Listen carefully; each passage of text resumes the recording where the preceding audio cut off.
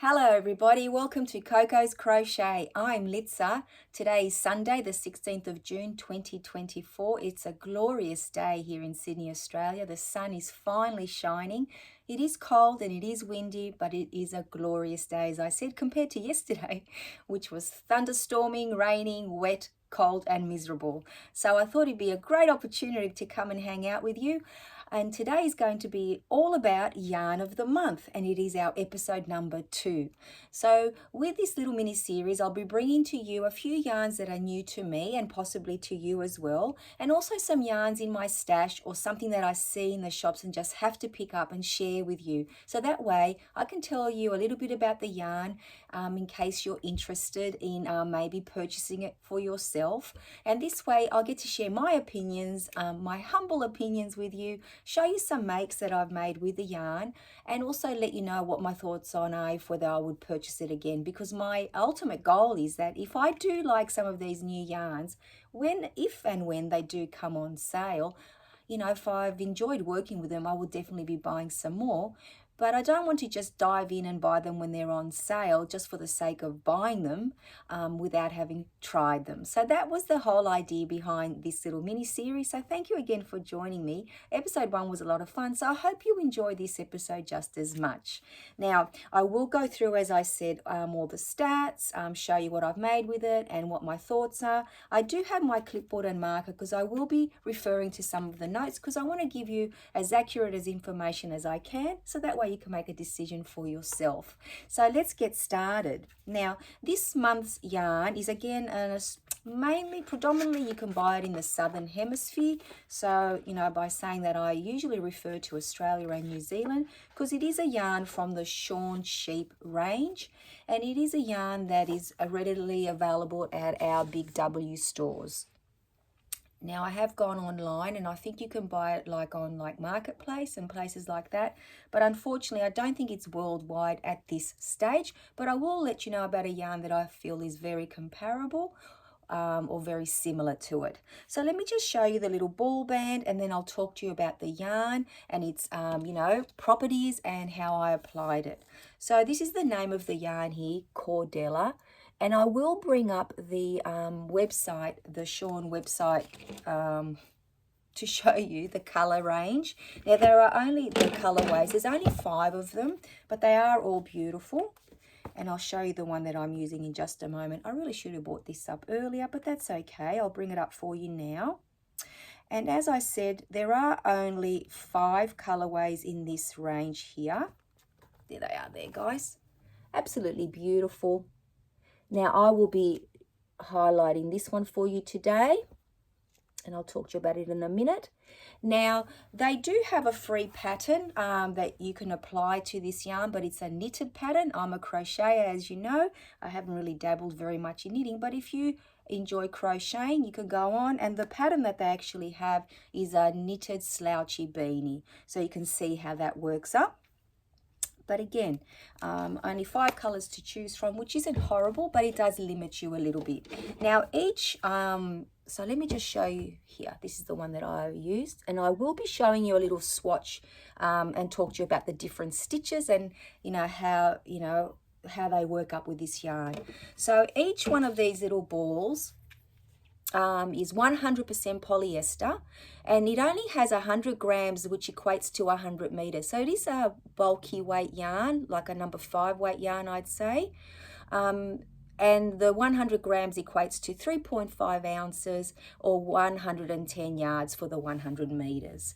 Now, it does say on the ball band here that he recommends that you use a 5.5 millimeter knitting needles. So I'm assuming it's very close to what your crochet hook would be.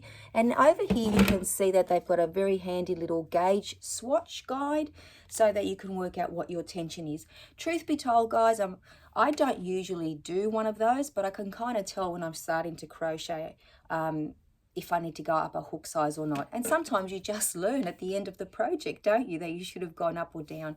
But generally, it's a good guide what the ball band says. But because I'm a very tight crocheter, I generally tend to go up a hook size in most of the yarns that I use. So the other thing that this tells you, that this yarn here, Cordella, as we said, 100% polyester, you need to wash it in maximum 30 degrees Celsius or 86 degrees Fahrenheit, cold water in a gentle machine wash, which is good that it can be machine washed, especially if you're making something like, you know, a wearable or a blanket. It says do not wring, do not bleach, iron or tumble dry, and do not dry clean. And it says, of course, to keep away from flame. I think it's funny that they write that. Anyway, now it is made in China. Comes in the 5 colors, as we said, and it's $6.50 for a ball. So they're the little stats on the actual yarn that you'll get on the ball band as well. So it gives you an idea of what sort of yarn you'll be using. Now the polyester probably tells you straight away that it's going to be a very soft yarn.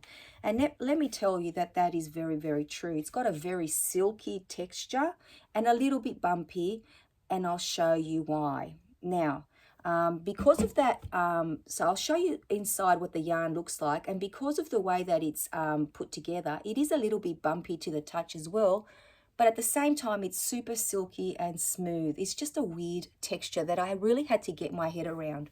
So this is what it looks like basically. Let me show you a little strand here. So here it is here. As you can see, it's like a crinkle cut chip, I call it, or when we used to crimp our hair back in the day in the 80s. That's what it looks like. And this is what it's actually made up of when you pull it apart. So there's a 1 ply here, the yarn here. It's so soft. There's a tiny bit of a halo coming off it. Can you see that, guys? And then it's held together with this very, very thin piece of thread. Very, very thin, and I believe it's black by the looks of it, and that's what holds the whole thing together. Now, one would assume that that would make it very, very difficult to crochet with, but I will tell you about all of that in just a moment.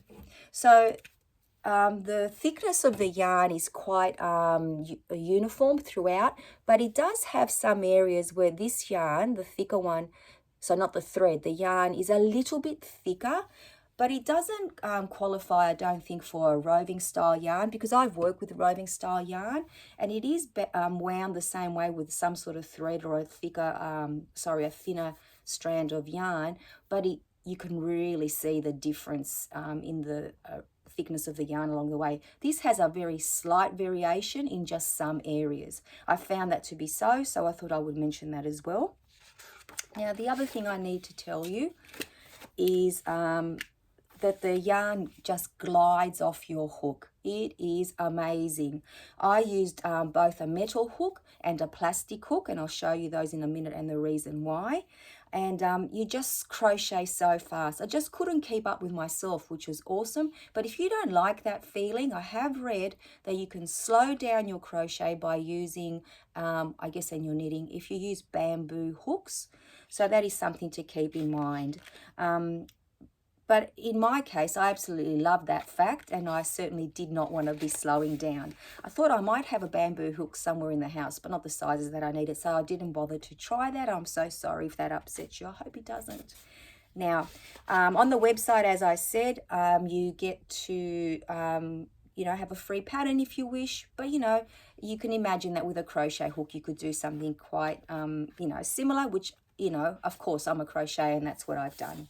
Now, the yarn that it compares to, and I think it was Amy that told me, so thank you, Amy, because I could not remember the name of it, is the Line brand homespun yarn. And when I saw this yarn, immediately my mind went to that one, but I had no experience with it, and I had never really looked up any patterns because, I didn't have access to that yarn here.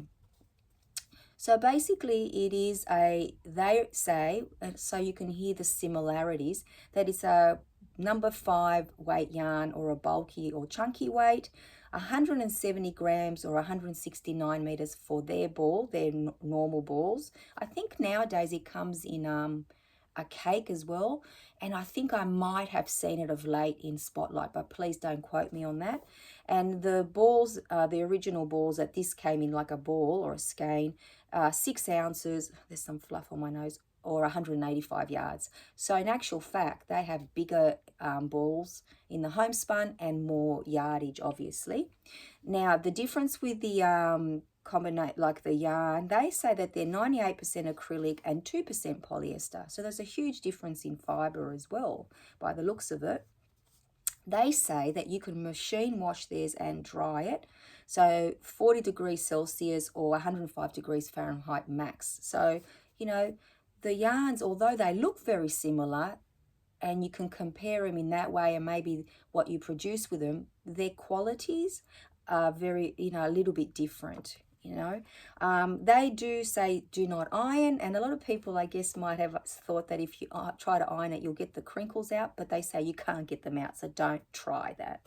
They recommend a 6.5mm crochet hook or a 6mm knitting needles, and there are 25 colors to choose from. So although when you look at the two yarns together, they would be, you'd think they're very similar, and they are to a point, they are very different as well.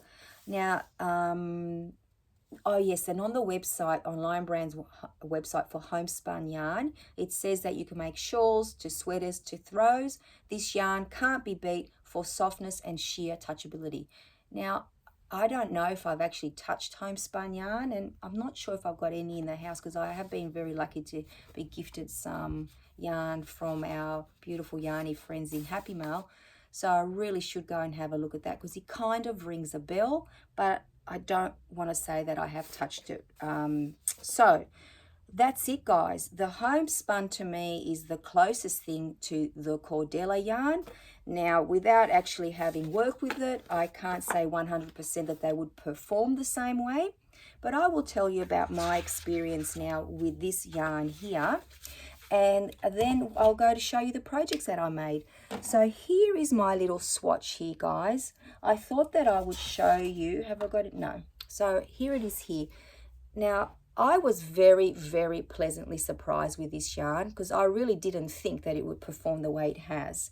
So as you can see down here, I've done some single crochets, and then I've worked a half double, and then we've gone to the double. Now this is all UK terminology. And look at the baubles. Can you see that, guys? Am I holding it? Oops, let's flick that over there. Can you see the stitch definition? I think it's very, very good. And then I tried here, you can see I tried to do some double crochets, cross stitches. Not very, very clear. And then in this section here above, I've got some V stitches. And then above that, I did some trebles. And then I did the lemon peel stitch. The reason why I did that, I want to show you what it's like to frog. So up close again, I'll just go through it so you can actually see the stitch definition. Let me know what you think, guys. I think other than the V-stitch, and possibly with a V-stitch, so here it is here. I think if you used a larger size hook, you could probably actually have it looking more like a V-stitch. But in saying that, you can tell that it is a V-stitch. The cross double crochet, not as much. And I really do think that the baubles have great definition as well. Now, here's the back, quite neat as well. And up here, as I said, I've done the lemon peel stitch because it's very important to know if this yarn actually frogs well, because, you know, sometimes we have that need. So here we go, guys. Look at that. Oh my God, it's so smooth. I wish you could actually feel what I'm feeling. It's just so weird. There is absolutely no snagging. It's absolutely gorgeous. I'll just pop that down. So that's the beauty, I guess, of being 100% acrylic and having that thread hold it all together. I thought that that would snag or my hook would get caught in it. Although in saying that, I would not attempt maybe to use a very pointy hook with it. All my hooks are more rounded and they just glided through the projects, through the yarn, which I absolutely loved. Now, I made 2 projects for you today. Reason being, I had to go through one ball band and then a little bit more of another one to finish my first project, and then I thought, what a waste to have that yarn sitting there. And then I've tried something that I thought would be impossible for this yarn to create, and yet it did a wonderful job. So let me show you my very first project. I'm a little bit addicted to the divine beanie, guys, so I made a divine beanie. Look at that. These colors just give me jewel tones. It's called Whit Sundays, I think. I said that to you already. Sorry if I'm repeating myself, but look at that. Now, it makes a great, magic ring as well, but you really need to pull tight and sew it in because of the shininess of it, of the silkiness of this yarn. It actually opens up the hole. It's the complete opposite to when you use, like, say, a blanket yarn where it gets caught and stuck and snaps. This one does not do that. But look how the beautiful color pooling, all the different colors in there. So it's not a very long color change, but not a very, very short one either. Just enough so you can see all the beautiful colors in there. And I do think that they're beautiful colors. I'll pop that on at the very end so I can show you what it looks like on. So for that one, I used the 6.5mm hook for the body of the beanie, but then when I got down to the ribbing, and that's when I had to go into the next ball band. So I don't know if this beanie is a yarn eater or not, but I would wonder if you could get a smaller beanie out of one ball, because I think that, you know, it gets a little bit pricey when you have to go into another whole ball to finish off your beanie.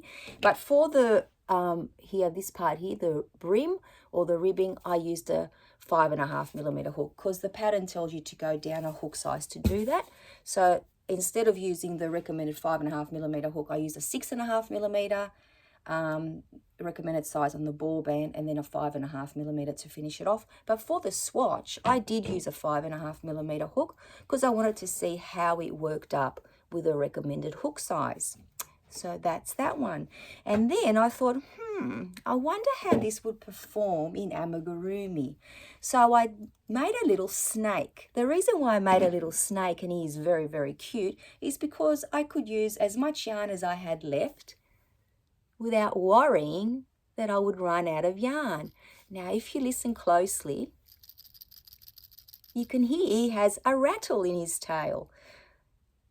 I think he is adorable. So in his tail, in actual fact, he's got 3 of these tiny, tiny little bells. I really should have put a bigger one, but I didn't want it to be like sticking out of him like he had just swallowed something for dinner. So that's my little snake here. And let me tell you, I use my 4mm hook to crochet in, which is very comfortable for me, especially for amigurumi. But the ease to crochet this little guy up was ridiculous. These single crochets usually torment me. And what I love about him the most is that I didn't even have to use a stitch marker because I was working in the round and round and round until I got down to his little tail where I decreased. So I thought this was the perfect project to highlight all the beautiful different color changes. And as I've said in my notes, I think that this yarn would be awesome for any little amigurumi that's no-sew or just one piece. So I am going to endeavour to find some projects like that because I really did enjoy making him, you know. And the single crochet in amigurumi with a smaller hook and the acrylic yarn usually doesn't make me very happy at all. I prefer to make it in like a chunky blanket yarn. So that was a wonderful, wonderful surprise. So here I've written that it is the perfect yarn, and it was just such a surprise for it to be, used for amigurumi. Now the snake tutorial is how to crochet a snake. It's a YouTube tutorial, free by Willow Art Studios. So if you're interested in that, it was a really nice video actually, and I did him in bed last night watching some YouTube videos and Netflix, and it was just wonderful. So the question that you're all wanting to ask me, guys, and here it is here. Ta-da! Would I buy this yarn again. And I've got here, surprisingly, yes, I'm actually very pleasantly surprised with this yarn. Now, I thought it would be difficult to work with, so that the stitches would be hard to see, that there would be snagging, that it would be hard to frog. And I was wrong on all of the above, which is pretty awesome, I think, because I bought this yarn because it was very different for me, and I was very, very surprised. Now, price-wise, I've actually written, I would prefer to buy it on sale, because I do think that $6.50 Australian dollars especially, you know, is a lot of money for 100 grams and only 100 meters of yarn. But, you know, nothing's priced the way that we like it to be. So that's a decision that I would have to make. Now, I have to tell you, when I went into the shops yesterday to buy the second ball of this color, I had to go to a second Big W store because they were completely out of just this color. So it seems to be very popular. And I was very lucky to find one hidden in the back, and, you know, worse for wear, in the second store where I went to. So, you know, if you do like it and you do live in the Southern Hemisphere, and you particularly want this color, I would actually go and try to find it sooner than later. But I did see the other colors, and, you know, that was nice and reassuring. But my only concern is that Shawn Sheep don't seem to bring out their ranges for very, very long. They bring out, you know, them for a short time, I think, trial them, and then just put them on sale and they're gone. So, you know, after, you know, saying all that, maybe I should jump on and buy a few of the other colors to apply them to some of the amigurumi projects that I think that they would be very, very, you know, adaptable to, or, you know, very suitable to, I should say, not adaptable. But let me just pop this beanie on before I say goodbye so you can see what it looks like on. It is a funny stretchy material. It's just got the weirdest texture, guys. But in saying that, it does feel so beautiful on. I imagine it would be keeping me very, very warm. So there it is, guys. What do you think? Would you invest in some Cordella yarn if you got the opportunity? I'm certainly glad that I did. And the best thing of all were the surprises along the way. So thank you so very much for letting me share my thoughts on this yarn. Maybe it'll help you make a decision if you see it in the stores. And if you've never used the homespun, maybe this will lead you to possibly buying some if you find it on sale and trialing it for yourself. But here I am saying goodbye to you, and in the background I saw the next yarn that I need to try for episode number 3, yarn of the month. So this is going to be again from the Shawn Sheep range, and it's called Poppet, or is it Little Poppet? Little Poppet. I just love the name, and I just couldn't go past this color, guys. You know that. So stay tuned. In a month's time, I'll come back and give you a little review, a few projects, or at least one project with this yarn, and let you know what my thoughts are. So until I see you all, which won't be very, very long, guys. Time just flies so quickly. Keep well, take care, and I shall see you very, very soon. Bye-bye.